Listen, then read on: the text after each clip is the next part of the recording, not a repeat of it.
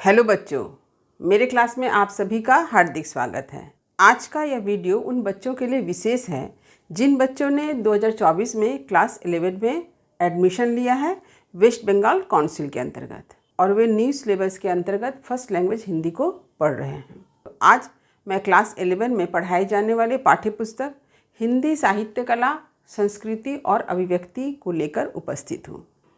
उनके सिलेबस में अमीर खुसरो जी की 10 पहेलियाँ हैं। इन पहेलियों को मैं 2 भागों में पढ़ाऊंगी। 5 पहेलियाँ भाग 1 के अंतर्गत पढ़ाई जाएगी और अंतिम 5 पहेलियाँ भाग 2 के अंतर्गत पढ़ाई जाएगी। तो आज भाग 1 के अंतर्गत जिन 5 पहेलियों को मैं पढ़ाऊंगी उसे मैं पढ़कर आपको समझाते हुए उसका उत्तर भी बताऊंगी। अमीर खुसरो जी की पहेलियों को समझने से पहले हमें यह समझना होगा आखिर पहेली है क्या। पहेली, जिसे हम लोग बुझावल भी कहते हैं, पहेली या बुझावल एक कथन, प्रश्न या वाक्यांश है जिसमें अर्थ छिपा होता है। तो पहेली या बुझावल के अंतर्गत किसी वस्तु, किसी विषय से संबंधित जो विशेषताएं हैं वह आपके समक्ष प्रस्तुत की जाती हैं और उन विशेषताओं को समझकर, जानकर आप उस विशेषताओं से संबंधित वस्तु या विषय का नाम बतलाते हैं। यही है पहेली कि विशेषताओं के आधार पर किसी वस्तु, विषय का नाम पूछा जाता है और आप जब उसका जवाब दे देते हैं तो यानी हो गया पहेली बूझना। तो पहेली पूछने के पीछे भी एक उद्देश्य है। पहेली पूछने के पीछे जो उद्देश्य है कि किसी भी समस्याओं का आप जब समाधान या हल ढूंढते हैं तो रचनात्मक ढंग से ढूंढते हैं, सोच विचार करके उस समस्या का समाधान ढूंढते हैं। यानी आपसे जब कुछ पूछा जाता है तो आप क्या करते हैं, आप सोचते हैं, विचारते हैं, यानी आपकी रचनात्मक क्षमता का विकास होता है। ये है पहेली का उद्देश्य। क्योंकि आप क्या कर रहे हैं, आपके समक्ष कुछ विशेषताएं प्रस्तुत की गई, आप उन विशेषताओं को सुनते हैं, फिर सोचते हैं, विचार करते हैं और अपने दिमाग पर जोर देकर क्या करते हैं, उस वस्तु का नाम आप बतलाते हैं, उस विषय का नाम आप बतलाते हैं, यानी आपको उत्तर देना पड़ता है। तो इससे क्या होता है, आपके बौद्धिक क्षमता का विकास होता है, आपके रचनात्मक क्षमता का विकास होता है। आपकी सोचने की क्षमता का कितना अधिक विकास हुआ है इसका पता भी जब आप पहेली का उत्तर देते हैं तो पता चलता है कि आपने कितना जल्दी जो है पहेली का जवाब दे दिया। अक्सर हम लोग क्या देखते हैं, जब हम लोग घर में एक साथ भाई बहन बैठते हैं, अपने मित्रों के साथ रहते हैं, तो हम लोग क्या करते थे, पहले समय बिताने के लिए पहेली पूछते थे। आजकल लोग क्या करते हैं, मोबाइल देखते हैं, यूट्यूब वीडियो देखते हैं। लेकिन पहले ऐसा नहीं था। पहले हम सब भाई बहन जब भी कभी इकट्ठे हुए हैं तो हम लोग क्या करते थे, समय बिताने के लिए कहानी कहते थे, सुनाते थे, कविता सुनाते थे, पहेली पूछते थे, क्योंकि पहेली का एक अलग ही आनंद है। तो पहेली जो है 2 तरह की होती है। एक पहेली में ही उसका उत्तर छिपा होता है और दूसरे तरह की पहेली जिसका उत्तर आपको बाहर से ढूंढना पड़ता है। यानी एक अंतः अर्थ को धारण किए हुए है पहेली और दूसरा बाह्य अर्थ को धारण किए हुए। तो चलिए आरंभ करती हूँ अमीर खुसरो जी की पहेलियाँ। देखिए, पहला, बाला था जब सबको भाया, बड़ा हुआ कुछ काम ना आया, खुसरो कह दिया उसका नाव, अर्थ करो नहीं छोड़ो गाँव।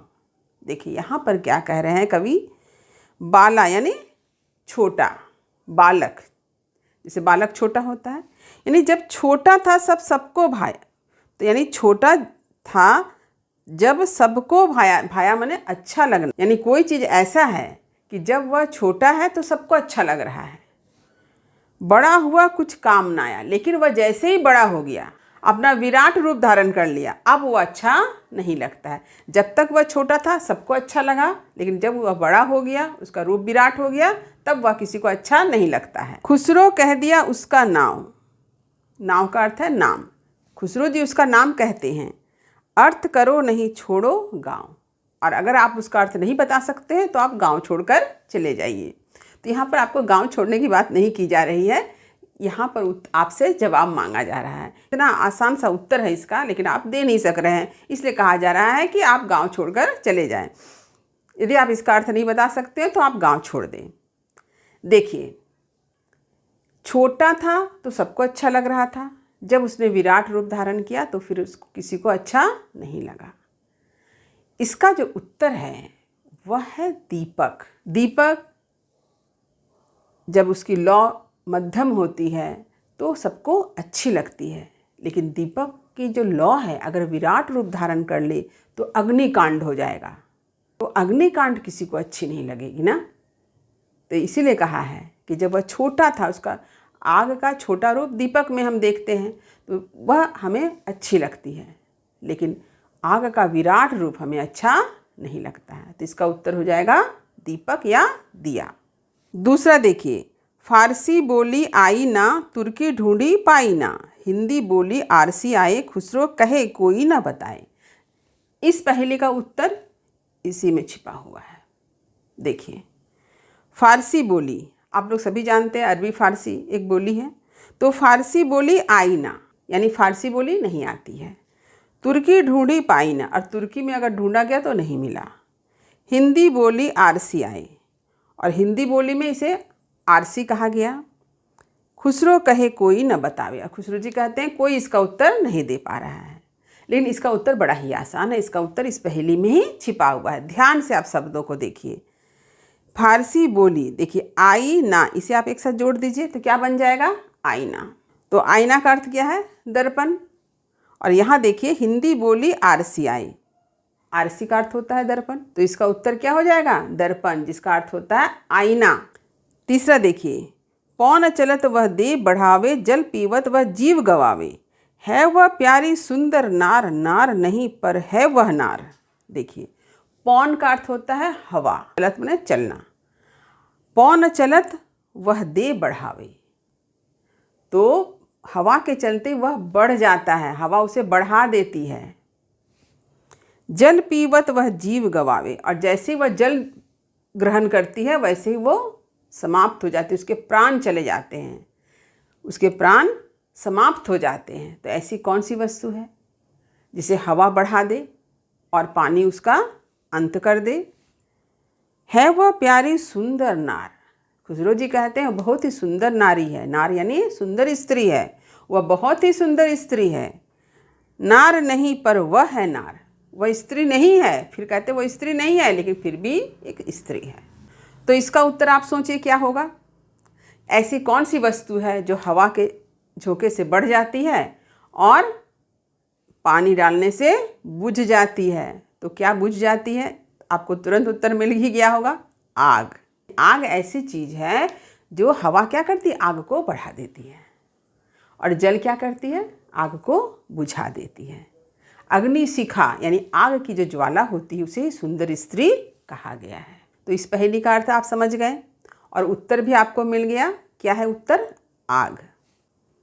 चौथा देखिए, सावन भादो बहुत चलत है, माघ पूस में थोड़ी, अमीर खुसरो यूं कहे तू बूझ पहेली मोरी। तो यहाँ पर देखिए सावन भादो है। सावन भादो का संबंध किससे है? वर्षा से है। आप लोगों ने देखा होगा कि सावन और भादो में क्या देखते हैं? खूब वर्षा होती है और चारों तरफ क्या होता है? जल ही जल हो जाता है। तो सावन भादो बहुत चलत है, सावन भादो में बहुत चल रहा है, और माघ पूस में थोड़ी, लेकिन माघ और पूस के महीने में बहुत थोड़ी थोड़ी चल रही है। सावन भादो में हम बहुत देखते हैं चलते हुए, कि तुम माघ पूस के महीने में चलते हुए नहीं देख रहे हैं। तो माघ पूस के महीने में तो वर्षा होती ही नहीं है। इसके बाद कवि क्या कहते हैं? अमीर खुसरो यूं कहे तू बूझ पहेली मोरी। तो अमीर खुसरो जी ऐसे कहते हैं कि मैंने जो पहेली आपसे पूछा है उसका आप जवाब दीजिए। मोरी मतलब मेरी। तो इस पहेली में ही इसका अर्थ छिपा हुआ है। तो सावन भादों में बहुत पानी बरसता है, तो पानी कहाँ से होकर बहता है? नाला से होकर बहता है या नाली से होकर बहती है? तो पानी कहाँ से बह रहा है? नाला से होकर बह रहा है। तो सावन भादों में हम लोग क्या देखते हैं? नाला में बहुत पानी बहता है। किंतु माघ पूस महीना में क्या देखते हैं? पानी तो इतना ज़्यादा है ही नहीं, वर्षा होती ही नहीं है, तो नाला में पानी भी कम रहता है। तो यहाँ पर अमीर खुसरो जी ने जो मोरी शब्द का प्रयोग किया है, तो मोरी का अर्थ ही क्या होता है? नाला या नाली। आप लोगों ने बहुत जगह सुना होगा मोरी गंदा हो गया। तो मोरी का मतलब क्या है? वहाँ पर नाला से है, नाली से है। इस पहेली का उत्तर क्या हो गया? मोरी अर्थात नाला या नाली।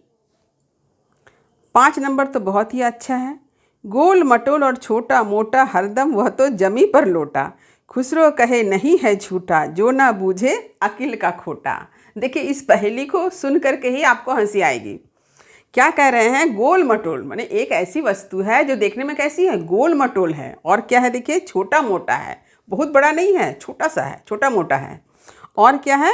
हरदम वह तो जमी पर लोटा, और क्या? जमीन पर वो लौट जाता है। अब देखिए क्या कह रहे हैं? खुसरो कहे नहीं है झूठा, जो ना बूझे अकिल का खोटा। यानी ये पहेली इतना आसान है, फिर भी अगर आप इसका उत्तर नहीं बता सकते हैं तो आप अक्ल के खोटे हैं, यानी आप मंद बुद्धि के हैं।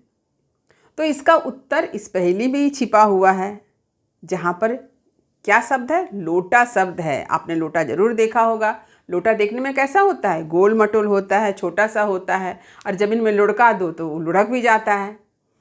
तो इसका उत्तर लोटा है। आजकल लोग घर में पानी के लिए क्या व्यवहार करते हैं? पानी का बॉटल रहता है, जग रहता है, लेकिन पुराने समय में लोग पानी के लिए लोटा का व्यवहार करते थे। कोई अतिथि आ जाए तो लोटा में पानी लेकर उसके स्वागत के लिए पहुंच जाए। कोई व्यक्ति को हाथ धुलवाना है तो लोटा में जल लेकर उनका हाथ धुलवा दिया जाए। तो लोटा का व्यवहार होता था। तो जिन लोगों ने लोटा नहीं देखा है उसके लिए बड़ी दिक्कत हो जाएगी, लेकिन जिन लोगों ने लोटा देखा है उसके लिए तो यह पहेली बड़ी आसान होगी। और साथ ही साथ आप लोग देखते हैं कि जब हम लोग सूर्य भगवान को जल चढ़ाते हैं तो हम लोग सभी लोटा में ही पानी लेकर जल चढ़ाते हैं। जब छठ पूजा करने जाते हैं तो वहाँ भी सूर्य भगवान को अर्घ्य हम लोग कैसे देते हैं? लोटा में जल लेकर देते हैं। तो उम्मीद करती हूँ कि आमिर खुसरो की जिन पहेलियों का उत्तर मैंने आप लोगों को समझाया है, अर्थ को बतलाया है, यह आप अच्छी तरह से समझ गए होंगे। यदि कहीं समझने में कोई दिक्कत हुई होगी तो कमेंट अवश्य करें, वीडियो को लाइक करें, सभी मित्रों में शेयर करें। जो बच्चे मेरे चैनल पर नए हैं वे चैनल को सब्सक्राइब करना ना भूलें, ताकि हर नए वीडियो का नोटिफिकेशन उन्हें समय समय पर मिल सके। तब तक पढ़ते रहिए, जीवन में आगे बढ़ते रहिए। मेरी शुभकामनाएं आप सभी बच्चों के साथ है। धन्यवाद।